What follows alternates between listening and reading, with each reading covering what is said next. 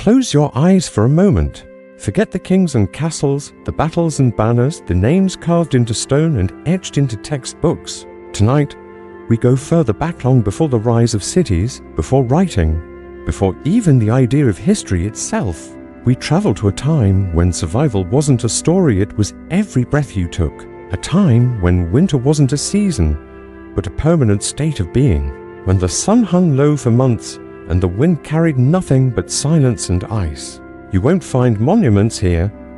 No palaces, no scrolls, no golden thrones. Just bone, stone, fire, and a quiet persistence of human life, flickering like a flame in the dark. This is the Ice Age, the real one, not a cartoon, not a distant scientific label, but a world of endless snowfields, roaming mammoths, and small family bands clinging to warmth in the vast, white wild. You'll feel the cold. You'll smell the smoke of the hearth. You'll hear the scrape of flint against antler, the soft rustle of fur garments stitched by hand. And in the flickering light of an ancient campfire, you might begin to sense the rhythm of a life so alien and yet somehow so deeply familiar. But to understand that world, you have to step into it. So imagine this: you wake up wrapped in stiff animal hides, your body sore from the frozen ground. You're in a shelter made from mammoth bones and stretched skin, dim and damp and outside. The wind has never stopped howling. It's your first day with the hunters. You don't speak their language, but they've handed you a flint blade and pointed toward the tree line. You're not prepared. You're hungry, underdressed, and every sound in the forest feels like a threat. The nearest warmth is the fire behind you. The nearest safety, if there is such a thing as a day. Walk across snow that swallows your legs whole. And the sun is already setting. This is what it was like. And this is why you wouldn't last a single day in an Ice Age hunter. Camp. It begins before the light comes, not just before the sunrise, but before the sky even thinks of turning pale. You lie curled under a stinking, stiff hide, tucked between two others for warmth. The breath of the man beside you smells like old marrow and smoke. Outside, the wind howls across the open plains, catching the loose edge of the animal skin door, making it flap like some great leathery bird. Your shelter is a dome of bones, mammoth ribs and scopuli lashed together with sinew and layered over with hide. There is no floor, just the frozen ground beneath you, mud hardened into rock, pocked with ash and animal waste. Your hip hurts from where it pressed against a stone all night. You didn't move. You couldn't. Movement meant losing heat, and heat is everything. The fire has gone out. That's the first thing you notice when your eyes open, and you can barely see anything. The ashes are cold. No one speaks, but one by one, shapes begin to stir in the darkness. The elders creak and groan. The youngest ones curl tighter, trying to hold the dream a little longer. A woman reaches across you without a word and presses a stone to your chest, the one she had heated near the fire the night before, the one she shared with her child who died last winter. It is no longer warm, but the gesture is one of instinct, habit, a small defiance against the cold. Your hands fumble for your boots. They're stiff, frozen into shape, and lined with grass that must be changed every few days or your feet will rot. You chew the leather strap to soften it before tying it. Outside, there are voices, low, raspy. One coughs, the kind of cough that means something is growing in the lungs. No one looks, illness is private. You step outside. The world is white, not bright white, but a grey-white haze, the color of bones buried shallow. Snow crunches beneath your feet, and every breath you take feels like it cracks the lining of your throat. The wind slices across your eyes, making them water. There is no comfort out here, no shelter from the elements, just the cold and the distant shadows of others moving toward the edge of the camp, toward the tools. You know what you have to do. Everyone does. There is no task assigned, no voice telling you where to go. The morning is for preparation. You join the women in cutting sinew from yesterday's Keller reindeer found dying near the stream, bones fractured from a fall. The meat is nearly frozen already. You tear it with stone blades, the cold seeping through your mittens, and your hands go numb in minutes. Someone laughs when you fumble. You don't laugh. You chew a strip of tendon to soften it before winding it into thread. Someone else crushes dried berries into a smear for tanning. Others kneel to grind roots, to dry intestines, to soak the hide in urine. The work is endless. The smells are rich and layered: blood, smoke, piss, grease and earth. This is life. There is no breakfast. You suck on a bit of fat saved from 2 days ago. The chewing keeps your jaw warm. One of the elders hands you a chunk of marrow cracked fresh from a femur. You gnaw it silently, the oily taste coating your tongue. The group is gathering now. The hunt today is not ceremonial. No chants, no paint, no drums. It is pragmatic. The caches of dried meat are low. A small group will go west toward the stone canyon where bison tracks were found. You are not invited. You are to new Dr. Slow. You will stay, work, guard and learn. Learning here is watching. Mimicry. A boy no older than 12 shows you how to cut thin slivers of antler into needles. His hands are fast, dexterous, marked by 1,000 tiny scars. He hums as he works, a droning tune with no melody. No one knows where the tune came from. It may be older than language. A woman nearby is sewing a parka from hair pelts. She fits the pieces together with a precision born from necessity. Each stitch is life or death in the cold. The child she soothes for watches her with solemn eyes, fingers curled around a carved mammoth tooth. At midday, though the sun never truly rises, the light brightens to a grey yellow. You retreat into the shelter for warmth, but it doesn't help. Your toes are numb. You rub them, slap them, whisper to them. Movement is heat. Someone shares a drink with you, a bitter concoction made from fermented roots. It stings going down. It burns in your belly. It helps. Outside, the camp has grown quiet. The hunters have gone. The rest tend to tools, skins, fires. A woman sings softly to a child while scrubbing lice from her hair. An elder scrapes a flute from a hollow bird bone, stopping now and then to test the tone. A young man etches markings into the side of a spear, tallies perhaps, or prayers. Stories passed without words. There is no written language.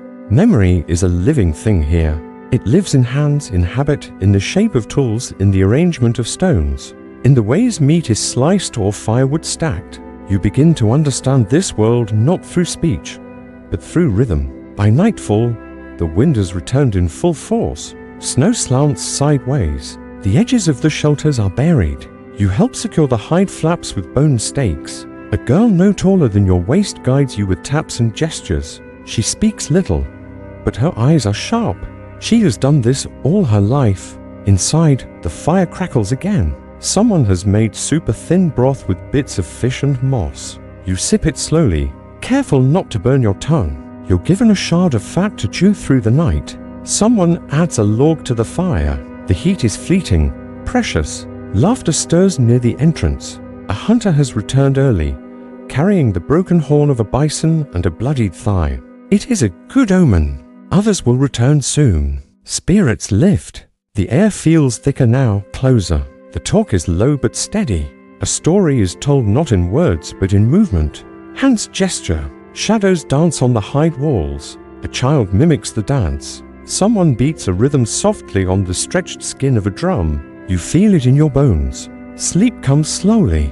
You lie again between two warm bodies, wrapped in the smell of grease and breath. The hide above you flaps in the wind. Your feet throb, but they're still yours. Your hands are raw. Your belly is not empty. You made it through the day, dog, barely. But tomorrow is colder, and now you begin to understand. You wouldn't last a day in an Ice Age hunter camp, but somehow they did, every day, for generations. Without complaint, without shelter from the world, they endured. They carved life from the edge of extinction, and they did it with stone, bone, and the warmth of each other. And now we move deeper into the firelight, into the memory, into the story of those who dared to push back against the cold. You would not have seen the village at first. From a distance, across the wind-carved plains of what is now Ukraine, it would have looked like a strange scattering of pale heaps against the frozen soil drifts of something half-buried, half-formed. Only when you came closer, pushing through brittle reeds and the crunching crust of ice, would you realize these were dwellings, homes made from the bones of giants, mammoth skulls, tusks, rib cages, jaws arranged with brutal, beautiful precision into low circular huts, then layered with sod and hide. patched with clay and lined with straw. These were not the shelters of a careless people. They were deliberate, engineered to last through howling winds and the endless return of snow in the time before cities, before written names. This village had stood for generations, built by the hands of those who chased mammoths across continents and knew the rhythm of the herd better than any drum. Inside one of those shelters, under the low amber glow of a fire that never truly died, a young man prepared for the hunt. His name is lost to history perhaps. It was no more than a sound uttered gently by his mother once, or the rhythm tapped into his shoulder by his father when he first walked upright through a blizzard, but his memory lives in the artifacts. Buried beneath the soil, a carved ivory pendant, shaped like a running beast, a flint knife worn smooth from years of sharpening, a twisted cord of sinew that once held together his fur-lined leggings. He did not hunt alone. His people hunted in packs, moving like shadows behind the herd, always watching, always listening. The mammoths were everything. They gave food, shelter, thread, tools, warmth, story, and meaning. That they were leaving, slowly, year by year. Their numbers thinned. Some said the cold was lessening, the old cold that once bound the land now retreating like a tired god. Others blamed the newcomers' animals with 2 legs and clever hands that crept into the forests and began setting traps of their own. The old men remembered a time when a single mammoth could feed a village for a season, and now it took weeks to find a trail and more weeks to close the distance. The young man and his group had been watching one for days, a lone female, wounded, moving slowly through a shallow valley north of the great river. They named her with emotion, the curling of 2 fingers beside the mouth, mimicking the way her broken tusk bent back toward her eye. She was perfect, alone, vulnerable, yet strong enough to carry honor. A hunter did not only seek the weak, he sought the worthy. They followed her from a distance, noting the way she paused at every rise, turning her massive head to scan the wind. She knew they were there. She always knew. The air crackled with anticipation as the hunters crouched behind a rise of glacial debris, their breath held tight in their chests. The plan was simple, refined through centuries of necessity. One would distract, another would wound, the others would drive. Spears tipped with black stone, sharper than any steel, were ready in trembling hands. The earth felt soft underfoot, fought slightly by a recent shift in the weather, and the sky above was a vast indifferent gray. When the mammoth made her final turn toward the narrow pass, the young man ran, his legs pumped through snow and stone, voice raised not in a cry but a chanter rhythm that startled the air. The mammoth turned, lumbering toward the sound, and for a moment it seemed she would charge. But the others were already in motion. One struck from the left, the spear finding flesh just beneath the shoulder. She bellowed, a sound like thunder breaking loose underground. Another spear flew, then another. She stumbled, not from pain alone, but from the memory of other wounds, other shadows. The young man moved closer, too close. The mammoth wheeled, blood spraying from her side, and with one final, furious motion, she swung her tusk. What was left of it and struck him squarely in the chest. He flew. His breath left him. The world turned white, then black. They brought him back in silence. No wailing, no cries, only the low hum of mourning, passed from throat to throat like smoke. His mother sat by his side for 2 days, stroking his hair, whispering old words, some for him, some for herself. The others butchered the mammoth. Every piece was used. The bones for walls, the hide for clothing, the fat rendered down and stored in clay-lined pits. They honored her in the old way, with fire, with stories, with a dance that mimicked her final stand. But it was different this time. The dance had a limp, a fracture, a silence in the rhythm where the young man once beat the drum. And somewhere in the shadows, the elders knew, they all knew, that this would not last. The mammoths were almost gone. The bones they built with now were the bones of the last. The memories were thinning, passed from mouths that shook with cold and doubt. One winter, not far from that moment, a child would be born into the village and never see a live mammoth. Only bones, only carvings, only stories. That child would grow up in a world where the great beasts were myths, and the hunters who walked alongside them were legends. That child might forget the chants, might forget the feel of flint against tusk, might speak a new language, one with words for metal and bread and distance. But not yet, not now. For now, the bones still stood. The wind still howled through the tusks like breath through a flute, and the fire still burned, low and steady in the belly of the last mammoth camp in Europe. It began not with a grand discovery, but with a thaw-quiet one unnoticed at first.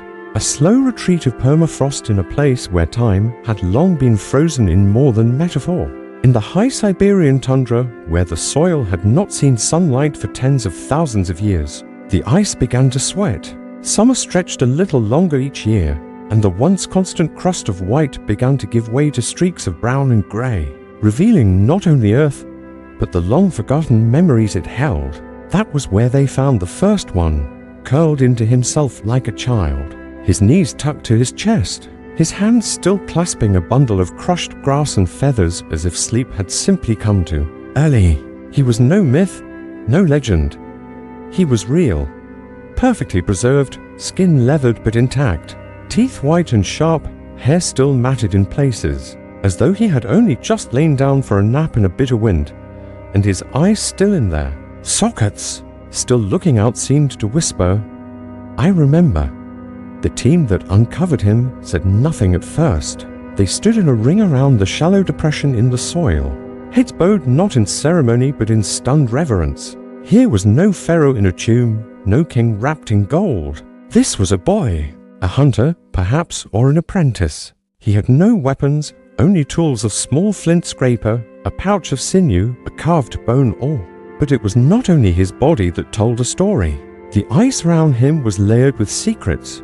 Pollen, spores, bits of ancient ash, strands of plant fiber, fragments of bone too small to name, each one a whisper from a world long buried.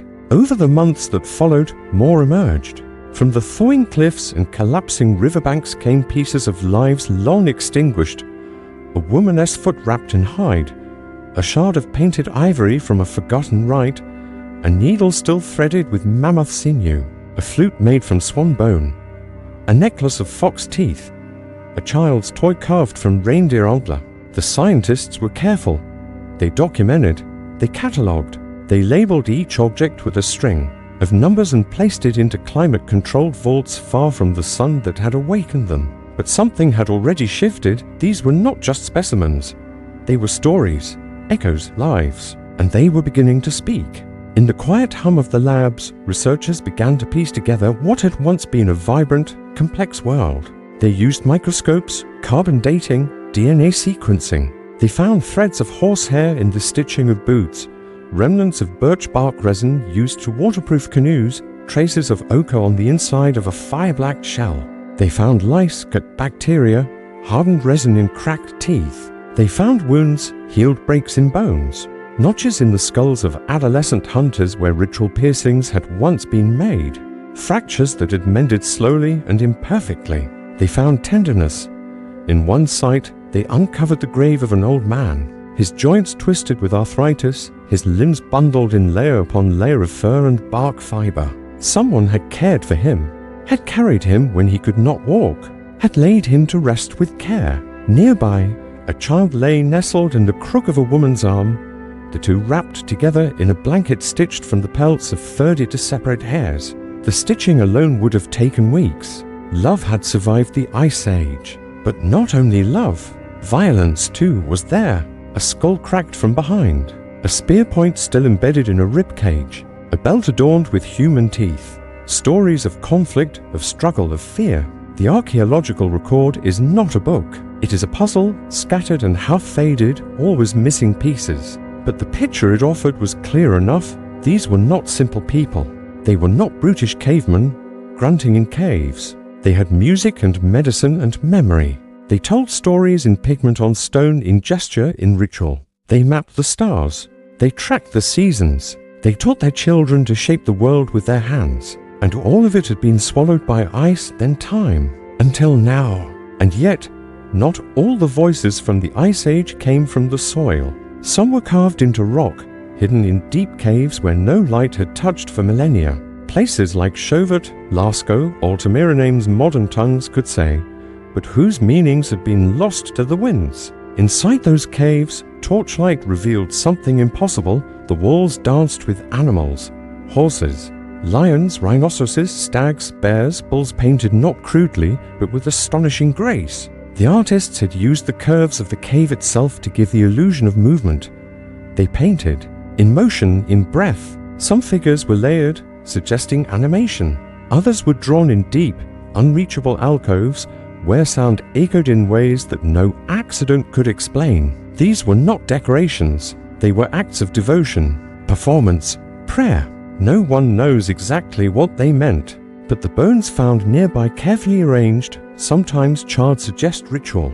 The soot from torches on the ceiling spoke of gatherings, of voices chanting beneath stone. These were sanctuaries, not for shelter, but for something more sacred. These caves are colder than death, and yet their walls still pulse with life. And in some places, the marks are human. Handprints, always small, always deliberate, often surrounded by a halo of pigment blown through hollow reeds. Sometimes the fingers are missing. Sometimes they overlap, as though the child who pressed them was reaching across time to find another hand. And maybe, in some strange way, they were, because it was those same hands, those clever, patient hands that shaped the world we now walk. They were the ones who first tamed fire, who shaped blades from obsidian, who built the raft that crossed the sea. They were the ones who learned to dry meat and stretch, hide and carve a calendar into antler. Their knowledge was not written down. It was carried in bodies, in gesture, in song. And when they died, much of it vanished. But not all. The ice preserved enough for us to know. They were not us, but they were not so different. Their fears were familiar: hunger, sickness, loneliness. Their joys to warmth, laughter, the feel of a child's hand in their own. Their rituals, their stories, their griefs and hopes, they echo in ours.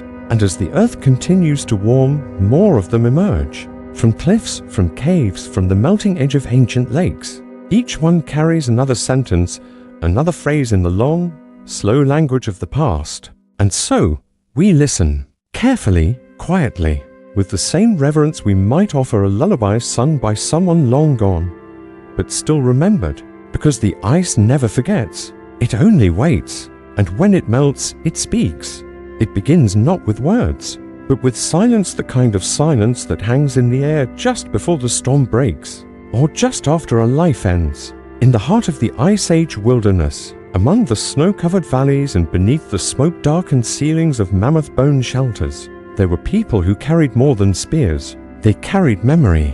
They carried meaning. They walked with the dead and whispered to spirits and knew the old paths even in the dark. These were not kings. There were no crowns, no gold, no thrones, and yet they held power soft, symbolic and deep as the bones buried in the earth. This was the domain of the Fire Lords, the shamans, visionaries, and chosen elders who shaped the minds of their clans not with force, but with mystery. If you had been born into one of these Ice Age tribes and somehow survived the dangers of youth, the freezing winters, the broken limbs, the hunger, the predators, and the illness, you might one day have found yourself sitting before one of them. Perhaps you'd be brought in as a child, trembling to have your soul cleansed after a nightmare. Or maybe you'd have seen them dance under the northern lights, cloaked in feathers and bone, chanting in rhythms older than words. Their faces were often hidden, masked by carved wood or painted with red ochre, decorated with the jawbones of foxes or antlers from deer. Their voices low, rasping, like fire crackling through frost. In the world of the Ice Age, where nothing was certain and death walked closely behind, the shaman was a living bridge between the seen and the unseen. And unlike the hunter or the gatherer, their power was not in muscle or endurance, but in symbols, in dreams, in understanding the meaning behind the thunder or the shape of smoke. Across the frozen plains of what is now Russia, Ukraine, and France, archaeology has unearthed hints of these ancient fire lords. In Mezirich, dwellings built from hundreds of mammoth skulls suggest a kind of symbolic architecture, a sanctuary that was both home and temple. In Chauvet and Lascaux, the caves hold not only animals, but symbols, dots, spirals, handprints, and geometric forms, signs that may have encoded a proto-language, a system of memory, or a ritual calendar guided by the stars. One chamber in Chauvet contains a single bear skull, placed atop a rock pedestal, facing the entrance as if standing watch, its purpose unknown. yet unmistakably intentional. These were not accidents. This was meaning made physical. The shamans, we believe, may have been the keepers of this symbolic world, the interpreters of visions, and the guides into life's thresholds, birth, maturity, death, and the long afterlife beyond. Among some Ice Age cultures, burials of certain individuals show rich adornment beads strung from ivory, carefully carved pendants, headdresses of antler and shell, even fur-lined robes, all buried with bodies that may have belonged to spiritual leaders. In Sunjir, Russia, the graves of 2 children, buried head to head and dressed in thousands of pierced ivory beads, suggest a lineage or sacred role passed through blood. These were not ordinary lives. These were people set apart, perhaps feared, perhaps revered, perhaps both, and their lives were not easy. To become a shaman may have meant isolation, trauma, or a brush with death. In many surviving hunter-gatherer traditions, the path of the shaman begins with sickness or madness, a descent into something the rest of the tribe does not understand. The visions begin after fever. The dreams become more vivid than waking. Animals speak. Ancestors appear. And from that point on, the child is no longer like the others. In Ice Age camps, this figure may have been both healer and seer, judge and outcast. They brewed rituals from herbs and fire, remembered the stories of the animals, oversaw seasonal ceremonies, and sometimes when the moon was dark and the air still, they disappeared into the wilderness alone, returning days later with a new song, a new warning, or a new truth. Imagine now one of these rituals. The clan gathers in the center of the mammoth bone hut. Smoke curls up to the ceiling hole where stars peer through. Children sit silently at their parents' sides. An elder beats a drum made of stretched hide, the rhythm slow, steady, hypnotic. The shaman enters, cloaked in skins, a crown of antlers framing their face. Their eyes are closed. They speak words that no longer exist, syllables that carry the weight of generations. Around them, symbols drawn in ash and ochre flicker in the firelight, spirals, handprints, the eyes of a great owl. This is not a performance. This is survival. Because in a world where winter lasts most of the year and game animals vanish for weeks and childbirth can end lives at once, belief is not a luxury. It is a tool. It is how you make sense of the unexplainable. It is how you keep fear from swallowing the camp hole. And for those who hold the symbols, who interpret the movement of the stars or the dream of a dying hunter, those people carry an invisible mantle heavier than any spear. Yet even within this role, the Fire Lords were still human. They laughed, they aged, they made mistakes. Perhaps some used their power to manipulate. Perhaps others carried burdens too great for one heart to bear. They may have feared their own visions. They may have envied the hunters with their simpler lives. But when the wind howled and a child burned with fever, it was to them the tribe turned. And when the great hunt succeeded and the meat was plentiful, it was their chance that gave thanks to sky and earth. They were memory incarnate. They held the line between chaos and continuity. In a sense, they were the first historians. But instead of ink, they used rhythm. Instead of books, they used bone. Instead of certainty, they lived within mystery. And now, millennia later, we glimpse them only through fragments, a carved ivory pendant here, a bare skull on a stone altar there, a smear of red pigment that once formed a sacred mark. We don't know their names. We don't know their prayers. But we know they existed, because the very fact that we're here, that memory persisted. That meaning endured suggests someone long ago chose to keep it alive. Someone tended the fire. Someone told the story. Someone kept the silence sacred. And that someone may have worn a mask, walked in dreams, and danced in the flicker of firelight, as the snow fell quietly outside the shelter walls. And so, the fire fades. The hunt is over. The stars above the tundra wheel slowly in their eternal silence, unchanged since the first hands painted animals in the dark caves of Europe. Somewhere, deep beneath layers of earth and ice, the bones of forgotten lives still rest, dreaming, perhaps, or simply waiting. We do not remember their names, nor the words they whispered to the wind, but we carry their echoes in our hands, in our breath, in the way we look to the sky when we are lost. The Ice Age ended, but it did not vanish. Its people became ancestors. Their struggles became story. Their stories, in turn, became the quiet hum of history that lingers. Even now in the firelight of our imagination, sleep now if you wish. Let the cold winds of time slip past your ears. Let the mammoths walk once more across your thoughts. And if you dream tonight, may it be in a world of painted caves and flickering shadows where the old songs still rise in smoke and the fire never truly dies.